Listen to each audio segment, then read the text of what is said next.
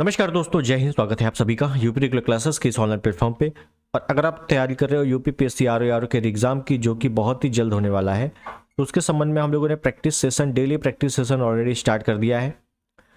तो आज का प्रैक्टिस सेशन रहने वाला है इंडियन पॉलिटी का, और ये रहने वाला प्रैक्टिस नंबर 3। ठीक है ना, ये तीसरा प्रैक्टिस सेशन है पॉलिटी में। ठीक है, हम लोगों ने पॉलिटी जियोग्राफी स्टार्ट किया था, धीरे धीरे करके पॉलिटी जियोग्राफी को थोड़ा सा आगे खिसकाएंगे, उसके बाद हिस्ट्री स्टार्ट करेंगे।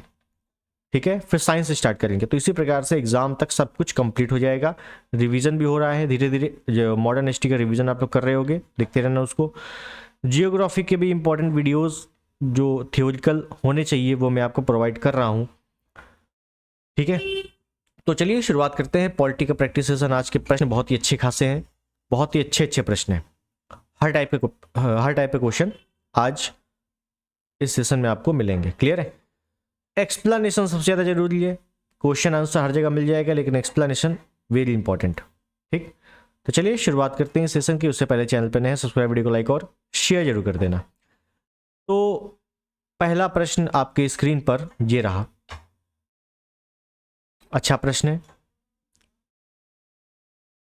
पहली बात तो आरओ के एग्जाम 2016 का एग्जाम जो कि 2020 में हुआ था, इसमें आ चुका है। यूपी एपीओ 18-22 में आ चुका है। इंपॉर्टेंट क्वेश्चन है। क्या है? निम्नलिखित में से कौन सा सही सुमेलित नहीं है? प्रावधान है, संविधान का भाग है। देखिए, संविधान के टोटल 22 भाग हैं, हालांकि उपभाग सब मिलाकर 25 होते हैं, लेकिन जो मूल है वो 22 भाग है। 22 में आपको नंबर जो है रोमन नंबर अच्छे से याद कर लेना है, रोमन नंबर अच्छे से समझ लेना है, कंफ्यूजन नहीं होनी चाहिए। ठीक है, भाग तो सबको पता होते हैं, लेकिन नंबर आपको रोमन दे देगा, आप कंफ्यूजन हो जाओगे। इस वजह से सब कुछ पता होना चाहिए। जैसे नागरिकता की बात करें तो भाई नागरिकता का भाग 2 में उल्लेख किया गया है, आर्टिकल 5 से 11 में इसका उल्लेख है। ठीक है, बिल्कुल सही है। निर्वाचन की बात करते हैं तो निर्वाचन आयोग का जो है भाग 15 में है, जो कि बिल्कुल सही लिखा हुआ है। ठीक है, आर्टिकल 324 में, ये लिख देता हूँ, आर्टिकल 324 में उल्लेख है। नगर पालिकाओं की बात करें तो पंचायती राज, नगर पालिका, ध्यान रखिएगा, पंचायती राज भाग 9 में है और नगर पालिका 9A में है, तो 9A बिल्कुल सही लिखा हुआ है। 9B में सहकारिता, सहकारी संस्थाओं की बात की गई है 9B में। क्लियर है? तो ये भी सही है, ये भी सही है। जबकि संघ राज्य क्षेत्र भाग 7 में नहीं है। ये किस में है? ये भाग 8 में है, और 8 ऐसे लिखेंगे, देखो एक डंडी का फर्क है और कंफ्यूजन हो जाएगा। ठीक है, ध्यान रखना आपको। तो संघ राज्य क्षेत्र मतलब यूटी, यूनियन टेरिटरीज, भाग 8 में इसका उल्लेख है। अगर आ जाए संघ और राज्य क्षेत्र, संघ और राज्य क्षेत्र मतलब संघ, केंद्र शासित प्रदेश और राज्य, केंद्र राज्य अलग अलग बात है, तो ये भाग 1 में है। संघ, राज्य क्षेत्र और राजधानियां वगैरह ये सब भाग 1 में है। क्लियर है? तो 22 भाग है, बिल्कुल लाइन से आपको 22 के 22 याद होने चाहिए। क्लियर? तो यहां पे option B is the right. आगे चलते हैं, अगला प्रश्न मिलान करने के लिए है, और मिलान वाले प्रश्न आपको अक्सर देखने को मिल रहे हैं लेटेस्ट पैटर्न पे। जो लेटेस्ट पैटर्न आप लोग बोल रहे हो, लेटेस्ट पैटर्न पे कैसे क्वेश्चन आ रहे हैं? वन लाइनर नहीं आ रहे हैं, समझिएगा, वन लाइनर क्वेश्चन थोड़े से कम हो गए हैं। ऐसा नहीं पूरी तरीके से कम हो गए, लेकिन कम हो गए हैं। अब आ रहे हैं या तो मिलान करने को सबसे ज्यादा, या इसी को हम कह दें मल्टीपल चॉइस, मल्टीपल चॉइस वाले क्वेश्चन, कथन कारण वाले क्वेश्चन, कथन कारण वाले। ये क्वेश्चन जहां पे दिख जाए समझ लो अच्छा क्वेश्चन है। क्लियर है? तो मिलाने वाला क्वेश्चन है, देखेंगे अच्छे से। सूची 1, सूची 2, उपाधियों का निषेध, धार्मिक मामलों के प्रबंध की स्वतंत्रता, अल्पसंख्यकों की भाषा का संरक्षण और शिक्षा का अधिकार। देखिए, जब भी आर्टिकल आता है ना, तो आर्टिकल में कुछ भी आ जाए, आपको मिलान करने को 1-2 आर्टिकल ऐसे होंगे कि आपको फिक्स पता ही होंगे, अगर आपने नॉर्मल तैयारी की भी है तो। ठीक है, तो इसमें ज़्यादा टेंशन लेने की आवश्यकता नहीं है। जैसे उपाधियों का अंत भाग 18 में है, A का 3 हो गया। A का 3 जैसे हुआ तो A और C तो तुरंत काट दो, तुरंत एलिमिनेट करो। फिर उसके बाद अनुच्छेद 21 से, आपको पता है 21 से 86वें 2002 के तहत जोड़ा गया था, शिक्षा का अधिकार दिया गया है 6 से 14 वर्ष के बच्चों को। तो शिक्षा का अधिकार D का 2, D का 2 जैसे ही जाएगा तो D का 2 इसमें तो है नहीं, काट दो, बस बचा क्या? Option D is the right, option D is the right. ये सभी क्या है? ये सभी उपाधियों का अंत भाग अनुच्छेद 18 में है। शिक्षा का अधिकार 21A में है। अल्पसंख्यकों की भाषा का संरक्षण 29 में है। और धार्मिक मामलों का प्रबंधन की स्वतंत्रता 26 में है। मामलों के प्रबंधन की स्वतंत्रता का मतलब है कि धार्मिक कार्यक्रम कर सकते हैं आर्टिकल 26 के तहत, ठीक है ना। ये क्या है? ये सभी मौलिक अधिकार है। क्या है? सभी मौलिक अधिकार है। मौलिक अधिकारों से एक प्रश्न फिक्स है, आएगा ही आएगा, ठीक है। मौलिक अधिकारों की थोड़ी सी हम लोग चर्चा कर लेंगे। मौलिक अधिकार जिसकी जो मांग हुई थी सबसे पहले 1895 में, और फिर जो मूल 1928 नेहरू रिपोर्ट,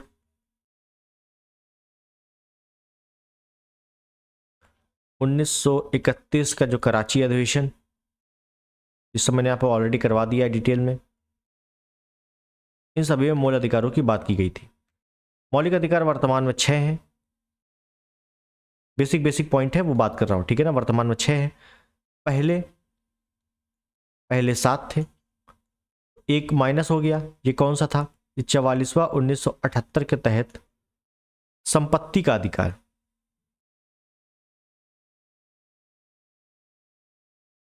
इसको हटाया गया और वर्तमान में संपत्ति का अधिकार एक विधिक अधिकार है जो कि आर्टिकल 300A में मौजूद है, ठीक है। वर्तमान में मौलिक अधिकारों की बात करें तो वर्तमान में 6 हैं। कौन कौन से हैं?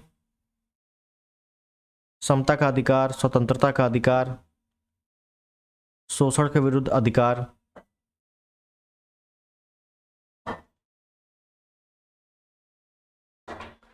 फिर धार्मिक स्वतंत्रता का अधिकार, धार्मिक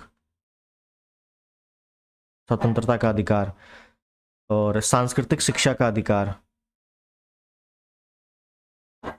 सांस्कृतिक शिक्षा का अधिकार, और लास्ट में मैं यहां लिख दे रहा हूं संवैधानिक उपचारों का अधिकार, संवैधानिक उपचारों का अधिकार, ठीक है ना। ये 6 मौलिक अधिकार हैं।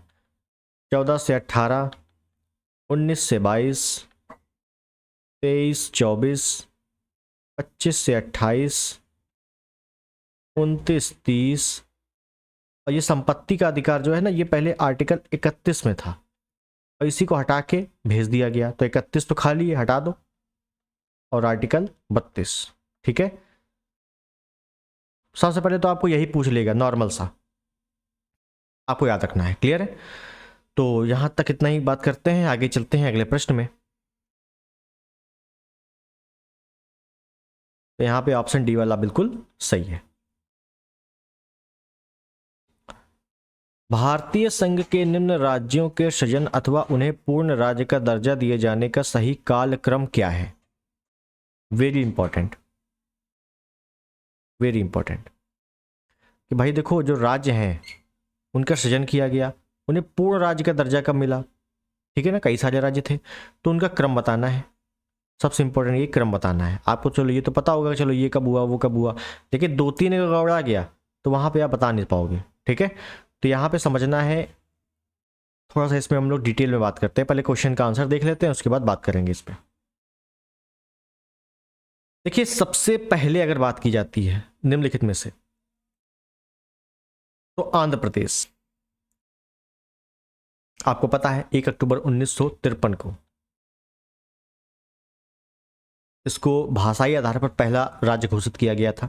तो भाषाई आधार पर पहला राज्य बनने वाला आंध्र प्रदेश था, ठीक है। लिख देते हैं भाषाई आधार पर, तेलुगु भाषाइयों का भाषाई आधार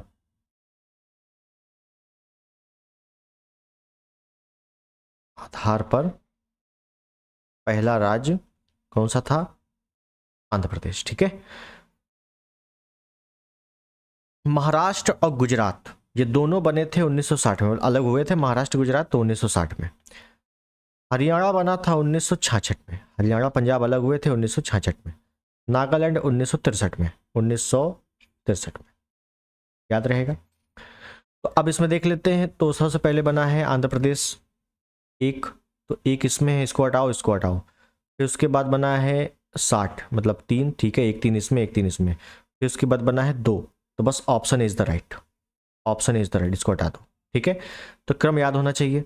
अब थोड़ी सी बात कर लेते हैं कि राज्यों के बारे में, राज्यों का पुनर्गठन कैसे क्या क्या हुआ था, तो फटाफट से बात कर लेते हैं। तो देखिए, भाषाई आधार पर राज्यों के गठन की मांग पहली बार नहीं हुई थी, ये बाल गंगाधर तिलक ने भी की थी। कांग्रेस ने भी भाषाई आधार पर, प्रांतीय आधार पर कांग्रेस में जो स्थानीय अधिवेशन होते थे उसका भी गठन किया था, ठीक है ना। लेकिन हुआ ये था, हम इसी की बात करते हैं कि भाषाई आधार पर, भाषाई आधार पर राज्यों का पुनर्गठन, ठीक है। तो मांग उठती है इसकी, तो सर्वप्रथम जो संविधान सभा के अध्यक्ष हैं, संविधान सभा अध्यक्ष जो स्थायी अध्यक्ष बने हैं, कौन है? Doctor Rajendra Prasad, doctor Rajendra Prasad. राजेंद्र प्रसाद ने क्या किया, एक राजेंद्र प्रसाद ने क्या किया कि 27 नवंबर 1947, डेट याद रखनी है, 27 नवंबर 1947 को, 27 नवंबर 1947 को क्या किया, एसके धर समिति का गठन किया। Very most important. इस समिति ने अपनी रिपोर्ट दी, कब दी? 1948 में, सॉरी 1948 में, बिल्कुल क्रम याद रखना है आपको, ठीक है, 1948 में। तो इस समिति ने क्या बोला, इसकी सिफारिश क्या थी? इसने बोला कि भाई देखो, अगर राज्यों का गठन करना है तो भाषाई आधार पर जो कर रहे हो आप गठन, भाषाई आधार पर मत करो। तो कैसे करो? करना ही है, अगर बहुत ही ज़्यादा परेशानी है, करना ही है, तो आप प्रशासनिक आधार पर करो, भौगोलिक आधार पर करो, नदियों के द्वारा बांट दो, पहाड़ियों के द्वारा बांट दो, है ना, पहाड़ियाँ अलग हो रही हैं तो वहीं से बांट दो, ये अलग वो अलग, लेकिन भाषाई आधार पर मत करो। ये पॉइंट ध्यान रखना है आपको। आपसे स्टेटमेंट में पूछा जाएगा कि भाषाई आधार पर राज्यों का गठन या राज्यों का गठन एसके धर समिति ने किस आधार पर करने के लिए सिफारिश की थी, तो प्रशासनिक और भौगोलिक आधार पर, ठीक है। तो भाषाई आधार पर इन्होंने मना किया था। खैर, कांग्रेस, कांग्रेस की एक जेवीपी समिति, जेवीपी समिति आती है, इसका गठन होता है 1948 में। जे से जवाहरलाल नेहरू, कौन कौन है इसमें? जवाहर लाल नेहरू, वी से वल्लभ भाई पटेल, पी से पट्टाभी सीतारमैया।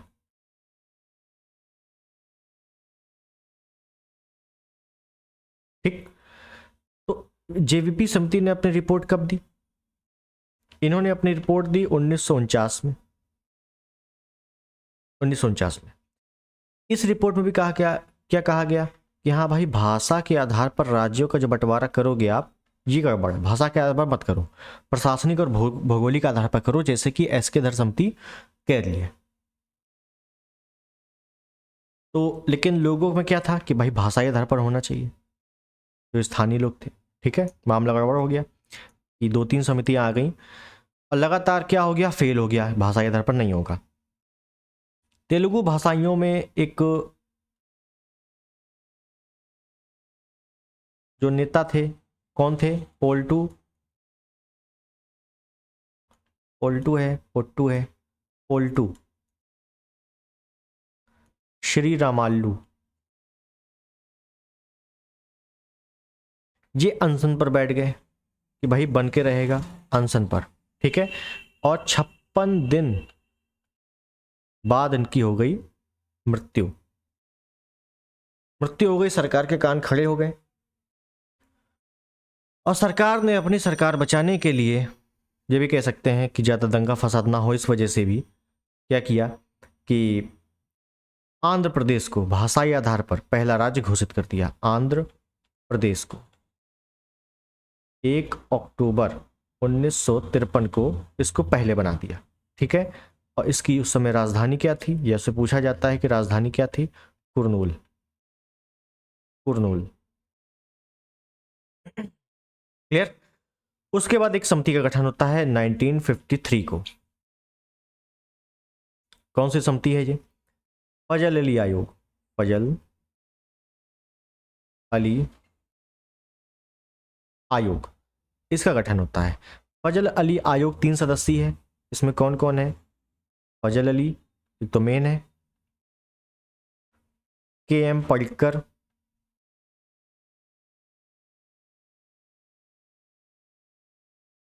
और एक है हृदयनाथ कुंजरू।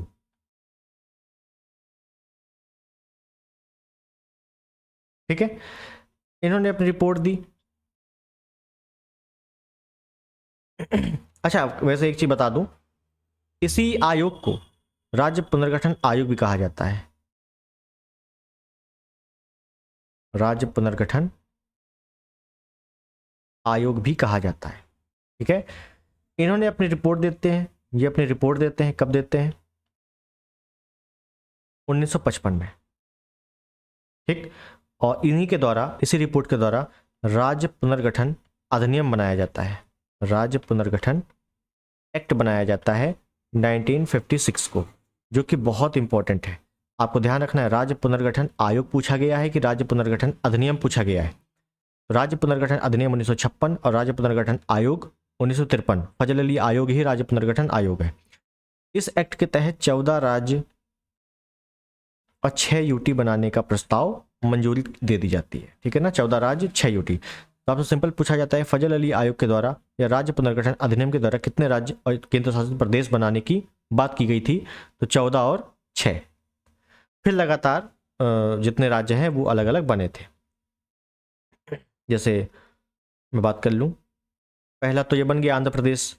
ठीक है, नागालैंड बना था 1963 को।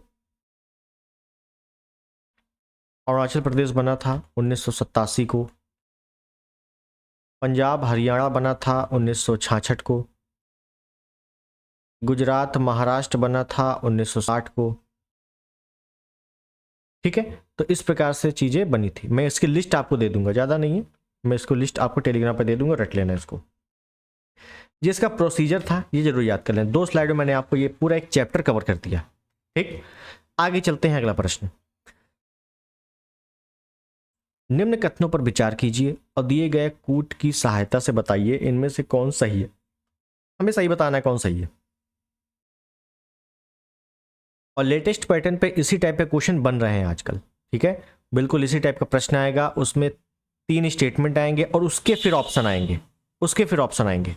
और ऑप्शन भी ऐसा नहीं केवल एक, केवल 1 2 1 2 3, ये सभी इस प्रकार के ऑप्शन आएंगे। ठीक है, तो ये काफी अच्छा क्वेश्चन रहता है और आयोग इसी पैटर्न पे चल भी रहा है।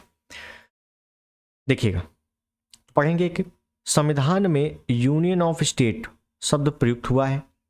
क्यों? क्योंकि भारतीय राज्यों को अलग होने का अधिकार नहीं है। यूनियन ऑफ स्टेट भारत राज्यों का संघ है, संघीय नहीं है, संघ, संघ शब्द का उल्लेख है। ठीक है ना, भारत राज्यों का संघ है। तो संघ है मतलब यूनियन है, मतलब अलग नहीं हो सकता। तो बिल्कुल सही है भाई, अलग थोड़ी ना हो सकता है, बिल्कुल सही है।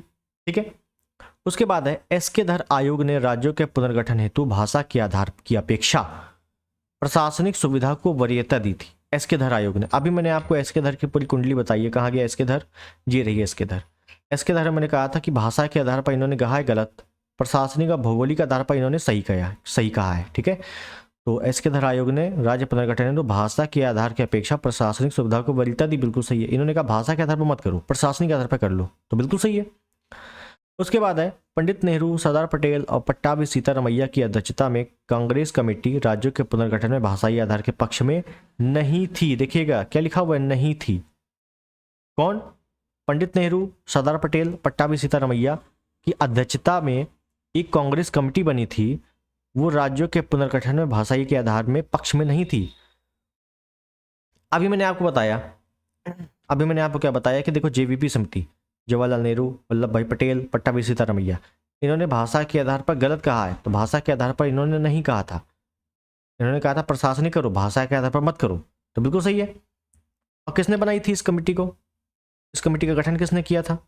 जेवीपी समिति का कांग्रेस ने, तो बिल्कुल सही है। देखो कि भाषा के आधार के पक्ष में नहीं थे और कमेटी का नाम था जेवीपी समिति।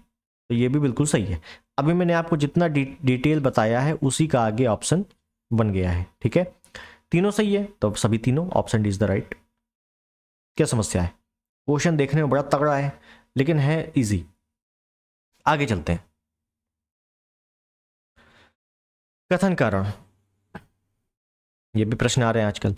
भारत संघ नहीं है, ठीक है भाई, भारत संघ नहीं है। कारण क्या है? किसी भी राज्य का क्षेत्र, सीमा, नाम उसकी सहमति के बिना भी परिवर्तित करने की शक्ति संघीय संसद को प्राप्त है। तो अब इसको सॉल्व करने के लिए सबसे एक तरीका है, कथन कारण वाला जब भी आ जाए तो कारण को छुपाओ, पहले कथन पढ़ो। कथन है भारत संघ नहीं है, और अभी मैं चिल्ला चिल्ला के बोल रहा हूं भारत राज्यों का संघ है, भारत राज्यों का संघ है, यूनियन ऑफ स्टेट। तो भाई ये तो संघ है, ये कह रहा संघ नहीं है, तो पहला गलत हो गया, पहला गलत हो गया, तुरंत गलत हो गया। कथन गलत है, और कथन गलत है मतलब ए गलत है। ए गलत किसमें लिखा हुआ है? केवल एक ही ऑप्शन ऐसा है जिसमें ए गलत लिखा हुआ है, आर सही, ऑटोमेटिक हो जाएगा, option D is the right. ये क्वेश्चन कथन कारण वाले जब भी आ जाए तो आप कोशिश करो सबसे पहले ढूंढने की, कथन कारण में एक कोई फिक्स गलत होगा कि नहीं होगा। अगर कोई भी एक गलत है यानी ए बी में any one is the wrong, बस आपका आंसर खट्टे से आ जाएगा। अगर दोनों सही लग रहे हैं तो फिर आपको थोड़ा पढ़ना पड़ेगा, ठीक है ना। जैसे इसमें साफ साफ दिख रहा है कि भाई ए गलत है, तो ए गलत ऑप्शन एक में ही है, बस आर सही है नहीं है हमसे क्या मतलब, ऑप्शन डी ही सही है। किसी भी राज्य का क्षेत्र, सीमा उसके नाम में सहमति के बिना भी परिवर्तन करने की शक्ति केंद्र में संसद में मौजूद है, तो बिल्कुल सही है, ठीक, option D is the right. Next, Bharat में एक नया राज्य सृजित करने वाले विधेयक को पारित होना अनिवार्य है। अच्छा देखिएगा, भारत में एक नया राज्य सृजित करने वाले मतलब हमें अगर राज्य का गठन करना है, राज्य सीमा में परिवर्तन करना है, राज्य के नाम में परिवर्तन करना है, ये सभी कुछ किस आर्टिकल के तहत होता है? आर्टिकल 3 के तहत। ध्यान रखिएगा, आर्टिकल 2 3 में कंफ्यूजन होता है। आर्टिकल 2 में क्या है? आर्टिकल 2 में है कि किसी बाहरी राज्य को भारत में प्रवेश या भारत में मिलाने का जो प्रावधान है वो आर्टिकल 2 में है। यह सिक्किम को मिलाया गया था तो वो आर्टिकल 2 के तहत मिलाया गया था, ठीक है, ध्यान रखना है इसको। तो आर्टिकल 3 में हम राज्य में परिवर्तन करेंगे, नए राज्य का गठन करेंगे, राज्य की सीमा में परिवर्तन करेंगे, राज्य के नाम में परिवर्तन करेंगे, तो कौन सा बहुमत लगेगा? संसद के साधारण बहुमत तथा कम से कम 2/3 राज्यों के अनुसमर्थन द्वारा? गलत। संसद के साधारण बहुमत द्वारा, संसद में 2/3 बहुमत कम से कम 2/3 राज्यों के अनुसमर्थन द्वारा? गलत, option B is the right. ध्यान रखना, यहाँ पे मैं संविधान संशोधन की बात करता हूँ, क्योंकि भाई संशोधन हो रहा है ना, संविधान संशोधन जो है आर्टिकल 368 में दिया हुआ है, ठीक। अब समझिए, संशोधन जो है वो 3 तरीके से होता है, 3 तरीके, संशोधन करने के 3 तरीके हैं। कौन कौन से? एक तरीका 1/2 सामान्य बहुमत, एक तरीका 2/3 विशेष बहुमत, एक तरीका विशेष बहुमत प्लस आधे राज्यों का समर्थन, ये 3 तरीका है। अब आपसे पूछे कि बताओ आर्टिकल 368 में कितने तरीकों का उल्लेख है संशोधन करने का, तो ध्यान रखना, एक तो ये वाला तरीका और एक ही वाला तरीका, इन दोनों तरीकों का उल्लेख आर्टिकल 368 में है। तो भाई ये जो 1/2 सामान्य विधेयक है, सामान्य बहुमत है, इसका उल्लेख किसमें है? इसका उल्लेख है आर्टिकल 4 में, ठीक है, ध्यान रखना है। क्या लिखा हुआ है आर्टिकल 4 में? क्या लिखा हुआ है कि भाई आर्टिकल 2 और आर्टिकल 3 में अगर हमें चेंज अपने करना है तो हम आर्टिकल 4 के तहत करेंगे। और आर्टिकल 4 क्या कहता है? ओनली सामान्य बहुमत, ओनली सामान्य बहुमत। तो हमने क्या बोला? हमने कहा नए राज्य का गठन करना है, नए राज्य का सृजन करना है, तुरंत आर्टिकल 3 दिमाग में आया, और आर्टिकल 3 में कुछ भी संशोधन होगा आर्टिकल 4 के तहत, और आर्टिकल 4 में क्या है? केवल ओनली सामान्य बहुमत, तो बस संसद में सामान्य बहुमत द्वारा, option B is the right, ठीक है। उसके अलावा दुनिया में कुछ भी करना है, सॉरी दुनिया बोल दिया मैंने, कुछ भी संशोधन करना है संविधान में, तो फिर आपका 368 लगेगा, फिर उसमें आप सामान्य लगाओगे, आधे राज्यों का समर्थन लगाओगे, वो अलग अलग है फिर, ठीक है। लेकिन नए राज्यों का गठन करना है, राज्य की सीमा में परिवर्तन करना है, राज्य के नाम में परिवर्तन करना है, तो बस आर्टिकल 4 के तहत संशोधन होगा सामान्य बहुमत के तहत। ठीक है, याद रहेगा आपको। आगे चलते हैं। भारतीय संघ के सह राज्य के रूप में प्रवेश पाने वाले पहला राज्य था। सह राज्य के रूप में प्रवेश पाने वाला पहला राज्य कौन सा था?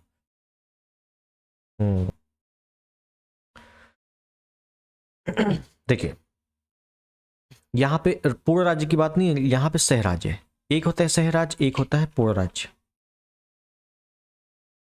तो ऐसा एक ही है, वो है सिक्किम। सिक्किम को क्या किया गया था, ध्यान रखिएगा। मैंने अभी आपको बताया किसी भी राज्य को अगर भारत में मिलाना है, किसी भी क्षेत्र को भारत में मिलाना है, तो आर्टिकल 2 के तहत मिला सकते हैं। ठीक, सिक्किम को मिलाया गया जब 35वां संविधान संशोधन, ध्यान रखिएगा, 35वां संविधान संशोधन 1974 के तहत सिक्किम को मिलाया गया और आर्टिकल 2A जोड़ दिया गया। आर्टिकल 2A जोड़ दिया गया। भाई आर्टिकल जोड़ेंगे, संविधान संशोधन कर रहे हैं तो अभी तो आर्टिकल 1 जोड़ेंगे ना। जोड़ दिया गया और सिक्किम को सह राज्य का दर्जा मिला, सह राज्य।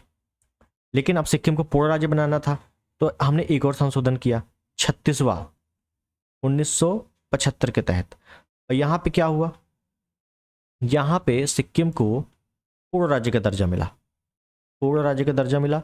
और जो आर्टिकल हमने 2A जोड़ा था ना, 2A सह राज्य के लिए, तो भाई सह राज्य तो अब हमने पूर्ण राज्य कर लिया, तब इस आर्टिकल का क्या होगा, आर्टिकल को समाप्त कर दिया गया। ठीक है, ये ध्यान रखना है आपको। हालांकि आर्टिकल वगैरह से नहीं आते यहाँ प्रश्न, मतलब मेरे कहने का मतलब ये है, सिक्किम को पहले सह राज्य का दर्जा मिला 35वें के तहत, लेकिन अब सह राज्य नहीं करना था ना, इसको पूर्ण राज्य बनाना था, फुल्ली स्टेट करना था। तो एक और संशोधन हुआ 36वां, इसके तहत सिक्किम को पूर्ण राज्य का दर्जा मिल गया। अब आपसे पूछा जाए कि ये बताओ, सिक्किम को पूर्ण राज्य का दर्जा मिला 35वें के तहत, 36वें के तहत, 74वें के तहत, 80वें के तहत, तो आप 36वां करोगे टिक, ठीक है ना। लेकिन अगर आ जाए सिक्किम को पूर्ण राज्य सह राज्य का दर्जा मिला तो 35वें के तहत। सह राज्य कहाँ पूछ रहा है, पूर्ण राज्य कहाँ पूछ रहा है, ये ध्यान रखना है। यहाँ पे option A is the right. मैंने आपको दोनों कंडीशन बता दी, जैसे आए क्वेश्चन कर लेना। आगे चलो, निम्नलिखित में से किस याचिका का प्रावधान भारत के संविधान में नहीं किया गया है? याचिका मतलब रिट। रिट कितने प्रकार की, 5 प्रकार की। हालांकि रिट के बारे में मैं एक चीज कहूं, रिट कौन जारी करता है, तो सुप्रीम कोर्ट भी जारी करता है, हाई कोर्ट भी जारी करता है। रिट पावर में किसकी शक्ति ज्यादा है, हाई कोर्ट की ज्यादा है। क्यों? क्योंकि हाई कोर्ट 6 प्रकार की रिट जारी करता है और सुप्रीम कोर्ट 5 प्रकार की। कौन कौन सी? बंदी, प्रत्यक्षीकरण, परमादेश, प्रतिषेध, उत्प्रेषण, अधिकार परीक्षा। 1, 2, 3, 4, 5, ये 5 रिट हाई कोर्ट भी जारी करता है, सुप्रीम कोर्ट भी सेम। लेकिन केवल हाई कोर्ट एक 6वीं रिट जारी करता है, इसका नाम है इंजंक्शन। ठीक है, तो रिट पावर में हाई कोर्ट की पावर ज्यादा है। तो प्रतिषेध भी है, अधिकार परीक्षा भी है, परमादेश भी है, निषेधाज्ञा, option D is the right. इससे रिट भारत में नहीं है। क्लियर है? अब रिट जारी करता है सुप्रीम कोर्ट आर्टिकल 32 के तहत और हाई कोर्ट आर्टिकल 226 के तहत। आर्टिकल भी ध्यान रखना है आपको। क्लियर है? आगे चलते हैं। निम्नलिखित में से किसके मामले में उच्च न्यायालय, उच्च न्यायालय मतलब हाई कोर्ट, उच्च न्यायालय और उच्चतम न्यायालय मतलब सुप्रीम कोर्ट, दोनों की अधिकारिता में आते हैं? देखिएगा, तो हाई कोर्ट सुप्रीम कोर्ट दोनों की अधिकारिता में आते हैं। तो मूल अधिकारों के प्रवर्तन, तो मूल अधिकारों का हनन होने पर हम सुप्रीम कोर्ट हाई कोर्ट दोनों जगह जा सकते हैं। इस वजह से यहां पे ऑप्शन सी बिल्कुल सटीक है। ठीक, नेक्स्ट। भारतीय संविधान के अंतर्गत निम्नलिखित मौलिक अधिकारों में से कौन सा सभी व्यक्तियों को उपलब्ध नहीं है? अच्छा क्वेश्चन है, सभी व्यक्तियों को उपलब्ध नहीं है। देखिए, मौलिक अधिकारों में, मौलिक अधिकार में कुछ आर्टिकल ऐसे हैं जो केवल भारतीयों को प्राप्त है। जैसे केवल भारतीयों को, जो भारतीय की नागरिकता लिया है उसको प्राप्त है। आर्टिकल 15, 16, 19, 29, 30, 15, 16, 19, 29, 30 ये केवल भारतीयों को प्राप्त है, और शेष सभी को प्राप्त है। सभी में भारतीय भी आ जाएगा, कोई विदेशी नागरिक भी आ जाएगा। ठीक है। अविधि के समक्ष समता 14 में है, धर्म का है 25 में है, अवसर में समानता 16 में है, और शोषण के विरुद्ध 23, 24 में है। तो बस देख लो, कह रहा है व्यक्तियों को उपलब्ध नहीं है, सभी को प्राप्त नहीं है। तो भाई देखो, ये केवल भारतीयों को प्राप्त है, ये सभी को प्राप्त नहीं है। तो ये 14 है, तो भाई ये तो सभी के लिए, हटा दो इसको। शोषण को 23, 24 में, 23, 24 में कहीं नहीं दिया, वो हटा दो इसको। धर्म समानता 25 कहीं नहीं दिया, वो हटा दो इसको। अवसर की समानता ओनली भारतीयों के लिए है, केवल भारतीयों को, सभी को प्राप्त नहीं है। और कह रहा है कौन सा सभी को प्राप्त नहीं है, बस ऑप्शन डी वाला सभी को प्राप्त नहीं है। क्लियर है। नेक्स्ट, अनुच्छेद 21 सभी बच्चों को निःशुल्क अनिवार्य शिक्षा का प्रावधान करता है। अनुच्छेद 21 की बात करें, 86वां 2002 के तहत इसको ऐड किया गया था, जोड़ा गया था। ठीक है। तो 6 से 14 वर्ष के बच्चों को निःशुल्क शिक्षा की बात करता है। Option D is the right. Next है, सिंपल क्वेश्चन है, कथन कारण। अस्पृश्यता संरचनात्मक हिंसा का सबसे खराब स्वरूप है। अस्पृश्यता के चलन का आधार धार्मिक स्वीकृति है। तब बताना है कौन सा सही है कौन सा गलत। दोनों सही है तो क्या एक दूसरे की व्याख्या करता है कि नहीं करता, देखिएगा। अगर बोले अस्पृश्यता मतलब छुआछूत संरचनात्मक हिंसा का सबसे खराब स्वरूप है, बिल्कुल सही। छुआछूत जो एक प्रकार की हिंसा है, तो ये बिल्कुल सही है। अस्पृश्यता छुआछूत के चलन का जो आधार है वो धार्मिक आधार है, बिल्कुल सही है। हम तुम्हें नहीं छुएंगे, क्यों? हमारा धर्म भ्रष्ट हो जाएगा, ये तो बोलते हैं ना। बस बिल्कुल सही है ये भी। तो जो अस्पृश्यता का चलन आधार धार्मिक है, इसी वजह से हिंसा का खराब स्वरूप है, बिल्कुल सही है, बिल्कुल सही है, दोनों सही है। ए और आर दोनों सत्य है, आर ए का सही व्याख्या भी कर रहा है। Option is the right. यहाँ पे आपको थोड़ा सा लॉजिकल सोचने वाली बात है, ठीक है ना, सोचना एग्जैक्टली आपको प्रश्न बुक में नहीं मिलने वाला ये सब, ठीक है। चलिए आगे चलते हैं। निम्नलिखित में से कौन सा मूल अधिकार विदेशी नागरिकों को प्राप्त नहीं है? तो मतलब विदेशी नागरिकों को प्राप्त नहीं है, मतलब केवल भारतीयों को प्राप्त होगा, केवल भारतीयों को प्राप्त होगा। तो 15, 16, 19, 29, 30 बताया था मैंने। विधि के समक्ष समता 14 है, अभिव्यक्ति की 19 है, प्राणदैहिक स्वतंत्रता 21 है, शोषण के विरुद्ध 23, 24 है। तो विदेशी नागरिकों को प्राप्त नहीं है, वही वाला तो प्राप्त है, ये भी प्राप्त है, ये भी प्राप्त है, जबकि ये वाला प्राप्त नहीं है। क्यों? 15, 16, 19, 19, 29, 30 देखो आ गया 19, तो ये केवल भारतीयों को प्राप्त है। Option B is the right. ठीक है। नेक्स्ट, भारतीय संविधान के निम्नांकित अनुच्छेदों में से कौन सा एक लोक नियोजन के विषय में भारत के सभी नागरिकों को अवसर की समानता प्रत्याभूति प्रदान करता है? अवसर की समानता का मतलब है कि लोक नियोजन में सरकारी नौकरियों में अवसर की समानता प्रदान करता है। अनुच्छेद 16(1), 16(2). 16(1) में क्या दिया हुआ है? राज्य किसी भी व्यक्ति के साथ किसी भी आधार पर भेदभाव नहीं करेगा। 16(2) में क्या दिया हुआ है कि राज्य धर्म, जाति, लिंग, जन्म स्थान, मूल वंश के आधार पर भेदभाव नहीं करेगा। तो दोनों में भेदभाव नहीं करने की बात की गई है, समानता की बात की गई है, ठीक है। लेकिन जब हम 16(3) की बात करते हैं तो आता है कि भाई निवास स्थान के आधार पर भेदभाव किया जा सकता है। फिर 4 और 5 में आते हैं तो हमें पता लगता है कि SC/ST पिछड़ा वर्ग और SC/ST OBC उनका जो आरक्षण है उसमें बात की गई है। और 6 में चले जाएंगे तो EWS आरक्षण की बात की गई है। क्लियर है। तो यहाँ पे ऑप्शन बी वाला बिल्कुल सही है। लोक नियोजन आर्टिकल 16 से संबंधित है, 15 से है भी नहीं। क्लियर। नेक्स्ट, भारत के संविधान के निम्नलिखित कौन से अनुच्छेद में उपबंध है कि 14 वर्ष से कम किसी बालक को किसी कारखाने या खान में काम करने के लिए नियोजित नहीं किया जाएगा या किसी अन्य परिसंकटमय नियोजन में नहीं लगाया जाएगा? ठीक है। 14 वर्ष से कम बच्चों को कारखाने में काम नहीं करने दिया जाएगा। कुल मिला के बाल श्रम निषेध की बात कर रहा है। एक होता है बलात् श्रम निषेध, शोषण के विरुद्ध अधिकार, बलात् श्रम निषेध, ये भी एक प्रकार का मौलिक अधिकार है। बलात् श्रम का मतलब है कि जिससे भी आप मजदूरी करवाएंगे उसकी प्रॉपर मजदूरी देंगे और जबरदस्ती मजदूरी नहीं करवाएंगे। ठीक है, ये बात की गई है आर्टिकल 23 में, जबकि बाल श्रम बच्चों के लिए बात की गई है आर्टिकल 24 में।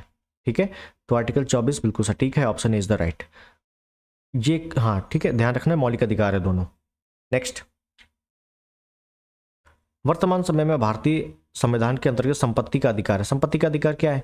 मैंने आपको बताया, संपत्ति का अधिकार आर्टिकल 300A में जोड़ दिया गया था 31 से हटाकर। विधिक अधिकार या वैधानिक अधिकार है, option B is the right. Simple question है। नेक्स्ट है, भारत में नागरिकों के मौलिक अधिकारों में संशोधन कौन कर सकता है? तो मौलिक अधिकारों में संशोधन कौन कर सकता है? देखिए, मौलिक अधिकारों में संशोधन किया जा सकता है और मौलिक अधिकारों को क्या कहते हैं, निलंबित किया जा सकता है, लेकिन कम नहीं कर सकते। मौलिक अधिकारों को कम नहीं कर सकते कि जितने मौलिक अधिकार दिए गए थे उनको डाउन कर दो, कम कर दो, नहीं, कुछ समय के लिए निलंबित कर सकते हैं। आपातकाल आ जाए तो निलंबित कर सकते, कोई दिक्कत नहीं है। ठीक है, तो संसद इसमें चेंजमेंट कर सकती है। पूरी पावर किसके पास है? संसद के पास है, option C is the right. ठीक है, अब मौलिक अधिकारों में संशोधन कौन करेगा? संसद करेगी। किस आर्टिकल के तहत है? तो आर्टिकल 35, आर्टिकल 35 में। नेक्स्ट, निम्नलिखित में से कौन एक मौलिक अधिकार नहीं है? तो मौलिक अधिकार कितने हैं टोटल मौलिक अधिकार 6 हैं। समता का अधिकार, स्वतंत्रता का अधिकार, चलो देख लेते हैं। उत्पीड़न के खिलाफ अधिकार, तो उत्पीड़न के खिलाफ अधिकार तो मौलिक अधिकार है, बिल्कुल सही है। कानून के समक्ष बराबरी या कानून के समक्ष समता, बिल्कुल सही है। धर्म पालन की स्वतंत्रता, आर्टिकल 25 से 29 है, बिल्कुल सही है। समान कार्य के लिए समान वेतन, तो भाई ये मौलिक अधिकार नहीं है। समान कार्य के लिए समान वेतन या समान लोक नियोजन में समानता, ये सभी बातें किसमें की गई है? डीपीएसपी में की गई है। डीपीएसपी, राज्य के नीति निर्देशक तत्व। और समान कार्य के लिए समान वेतन जो है आर्टिकल 39 डी में, 39D, ध्यान रखना है। हाँ बिल्कुल सही है, 39D में बात की गई है समान कार्य के लिए समान वेतन। जब मैं डीपीएसपी बताऊंगा तो ABCDEF तक है, पूरा डिटेल बात करेंगे इसमें। ठीक है, तो ये आपको ध्यान रखना है अच्छे से। आगे चले। ओके, तो हमारे सारे प्रश्न होते हैं यहां पर समाप्त, एंड। तो आज हम लोगों ने पॉलिटी देखा। पॉलिटी की क्लास नंबर 3 थी, या प्रैक्टिस सेशन नंबर 3। इसके जो PDF है वो आपको टेलीग्राम पे मिल जाएगी। एक चीज़ बोल दूं, RO का एग्ज़ाम बहुत जल्द हो जाएगा, इस वजह से कंटिन्यू अपना रिवीजन पढ़ाई करते रहना है। हिंदी को प्रॉपर टाइम देना है, करंट अफेयर को प्रॉपर टाइम देना है, और GS को तो देना ही देना है। क्लियर है? अपना टाइम मैनेज करना कायदे से शुरुआत कर दीजिए। प्रैक्टिस सेशन तो स्टार्ट है ही है, और प्रैक्टिस आपको करना है, घटना चक्र लगाना शुरू कर दो, क्योंकि अब बहुत ज़्यादा आपको टाइम नहीं मिलेगा। अचानक से एक नोटिस आएगा, उस पर एक डेट लिखी होगी, बस उसी डेट को आपको एग्ज़ाम देना है। ठीक है, और जब डेट आ जाएगी तो आपको हेजिटेशन स्टार्ट हो जाएगी। इस वजह से कायदे से कंटिन्यू लगे रहो। जिसको भी सेलेक्ट होना है, जिसको भी गैजेटेड ऑफिसर बनना है, उसके लिए। ठीक है, तो खैर मिलते हैं अगले वीडियो में, तब तक के लिए नमस्कार, जय हिंद, वंदे मातरम।